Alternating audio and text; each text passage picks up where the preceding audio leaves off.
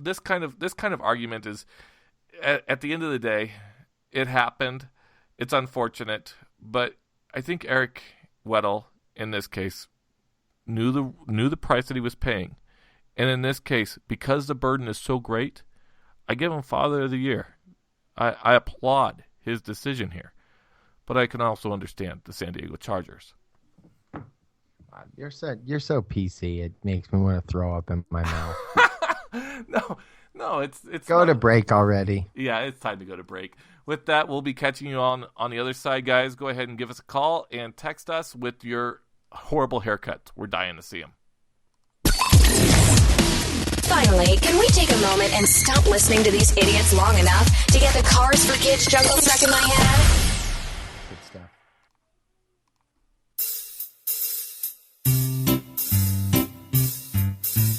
1-877 Cars for Kids. KARS Cars for Kids.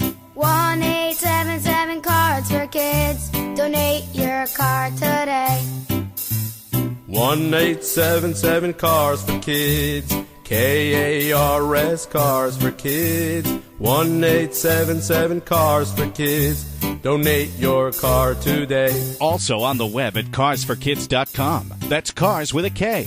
We're a recognized 501c3 charity organization, so you'll receive a maximum tax deduction. What's more, you'll receive a free vacation voucher of 3 days and 2 nights. 1-877 Cars for Kids. KARS Cars for Kids. 1-877 Cars for Kids. Donate your car today. Are you looking for the web's best sports news? Visit jockjournal.com. Sports media has lost its touch. It seems that journalists are scared to report what they see, in fear of losing access to the teams they cover. At jockjournal.com, you get inside information on the entire NFL community without all the politics or fears other writers have. That's jockjournal.com. When you need the NFL sports news, information, opinions, fantasy football, or discussions, there is only one place to go, and it's jockjournal.com. You are listening to Jock Journal Radio. News, opinion, and discussion for all you jock stars. Support for this show comes from Material. Material is a simple and intuitive e-commerce platform that lets you get your online store started without paying a dime. That's right. No ads, no setup costs, no transaction fees. Experience a fresh and easy new way to sell online by signing up at Material.com today. How would you love to generate a great income from the comfort of your home? Well, now you can. This amazing money-making home-based business is designed to give you time and freedom. Would your life change if you made $10,000 within 21 days and $20,000 plus every month thereafter? Sounds amazing, right? Anyone can do it, even you. Call 800-704-8681 and let their expert staff tell you all about this brand new business opportunity. Why wait? You have nothing to lose. We have the tools, training, resources, and community to help anyone get on the fast track to success. Call 800-704-8681. That's 800-704-8681. It's the easiest, most powerful home-based money-making system on the web. Call today and change your life. Support for this show comes from Material. Material is a simple and intuitive e-commerce platform that lets you get your online store started without paying a dime. That's right. No ads, no setup costs, no transaction fees. Experience a fresh and easy new way to sell online by signing up at Material.com today. Okay, we're back. I had to surf porn and post my pics on an adult website. Welcome back, Jock Stars. The game is tightening up as the Bengals appear to be driving, but as one of the texters called from Eureka, California, we can't say part of it because they told us not to, but a woman claiming to be a beautician said she would cut my hair, and she made me look like Liu Kang from Mortal Kombat. I cried for a week. Wait, he wanted to look like Liu Kang, or he didn't? I don't think she wanted to look like Liu Kang. I don't think anybody would want to look like Liu Kang. Oh, that's funny. That's awesome. Well done. I'm sad horrible. there's no photo to go with. Yeah, there is no photo. They wouldn't send one in. And I can understand that if you look like Luke King and you ended up crying for a week. It's unfortunate that that happened to you. All I got to say is that has to be better than no hair, as it would take a lot longer for no hair to grow out. So at least you got that, right? Unfortunately, I don't. Matt, we have talked about the Carolina Panthers. We've talked about Eric Weddle. So we need to do some recap of Week 16 in the NFL. And currently, the last game of Week 16 is currently playing as the Bengals in the fourth quarter are about to punt and pin the Denver Broncos deep into their own territory if this punt goes off the right way. This looks like it's going to shape up to be a pretty darn good game. I know who you're rooting for. I'm definitely rooting for the Bengals to crush the Broncos. I would love to see the Chiefs win the AFC West, but yeah. So, since we've talked about Weddle, and we didn't get a chance to recap the Chargers versus the Raiders. The Raiders were able to win 23-20 in overtime on Christmas Eve. I was told that this game had the second worst ratings in the last 14 years for NFL televised games. Yeah, no one cares about that game. It was a garbage game. The Chargers lost, Raiders won, and the Raiders season doesn't matter either. So Raiders next year will be a competitive team. Chargers next year will be garbage. Yeah, looking at the box score in this game, aside from a couple statistical anomalies that might be worth chatting about, there really isn't anything that's going on here. David Carr only had 204 yards passing. Phillip Rivers had 277. Woodhead, though, looks like he is really coming around as the back that everybody knew that he could be for that particular coming team. Around. He's always been that back for them. He was all year, and Woodhead he was in New England as well. The guy is a legitimate outlet back, and he's excellent at it. But he can never be a back that can like carry the full load type of thing, if you know what I mean. He's like 4 feet tall. Yeah, he's 5'9" and 188 pounds. But he's decent. He's a great change of pace back.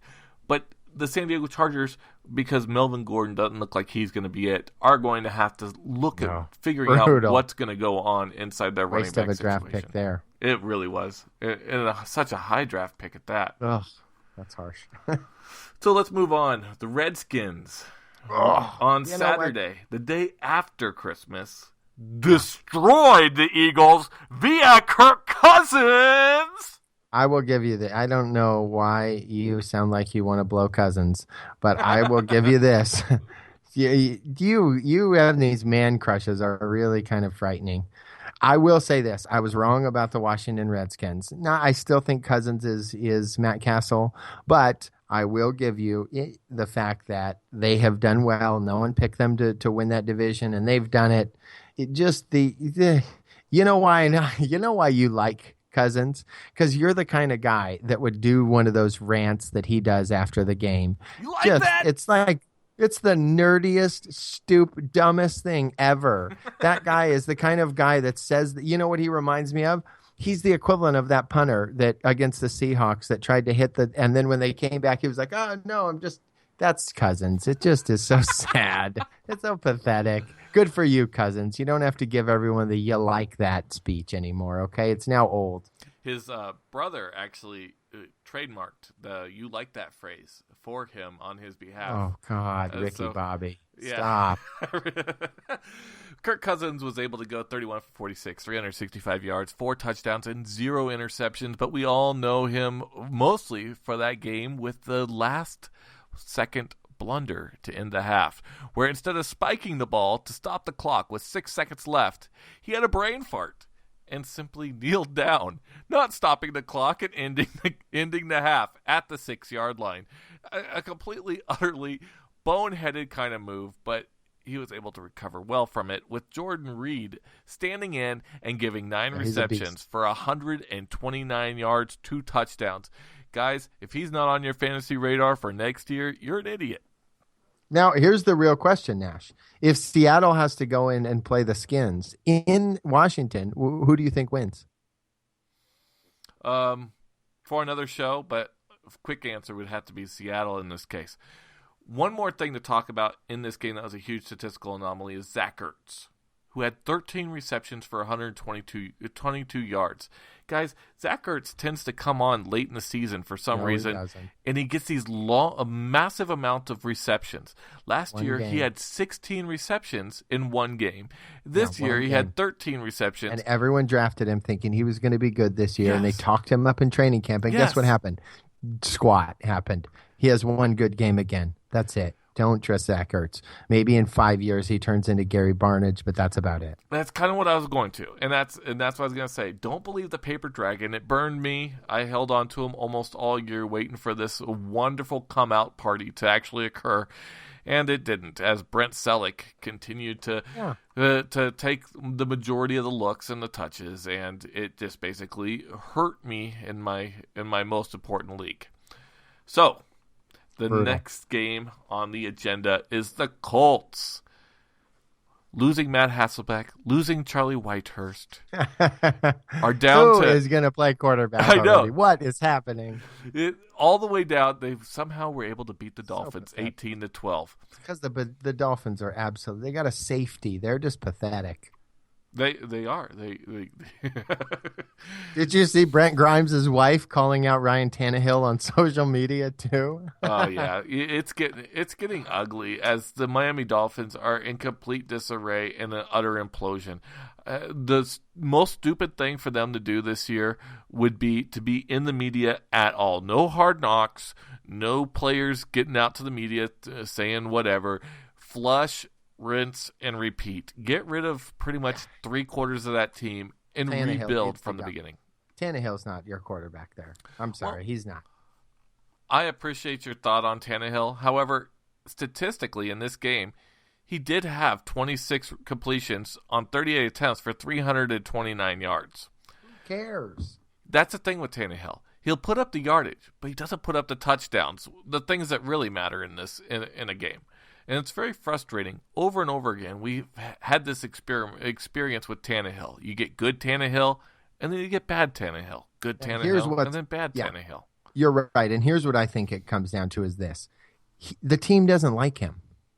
If your team isn't on your side, good luck. He has done things that isolate himself from the team and makes him think that he's better than them. That incident where he said it to the practice squad player. He's always kind of acting like he's better than he is. You know what he is? He is, I'm a B-rated celebrity and I'm better than I think I am. Right. I'm getting by. I'm doing shows for 1,000 people. And now I think I'm booking big venues. And so I can tell the promoters what they can and can't have in the venue. And I can tell them what to do. And you know what the promoter says? Who the hell are you? Shut up. Because they don't care. That's it. He's a B-rated celebrity that thinks he's an A-rated, that thinks he can start telling people what to do and no one cares. And now the frustration has not only gone through the team, it's the team's wives. And you know why the team's wives are saying it? Because the players go home and say it to their wives. That's it. And they can't say it. Yeah. Well, and that's just it. I think Tannehill, if he just basically walks off into the sunset at this point and even doesn't find an NFL team, he's got millions of dollars and a pretty damn hot wife. We got another texter who said from San Francisco, California, where the beep has Reed been? He finally pops up and comes to life after I get him off my fantasy league.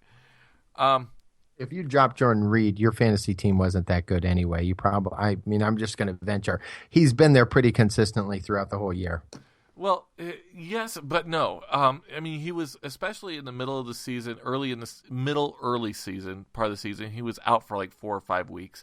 And Reed has been hot and cold, and he's been wanting to build a chemistry with the quarterback since that year he emerged with RG3. And with RG3's disappearance, so did Reed. But now that Kirk Cousins has shown up and has built that chemistry with him, I believe that Kirk Cousins and Jordan Reed are going to be much like a duo such as right now an emergence of Matt Hasselbeck and Doug Baldwin. or Allen Robertson and Blake Bortles, or T.Y. Hilton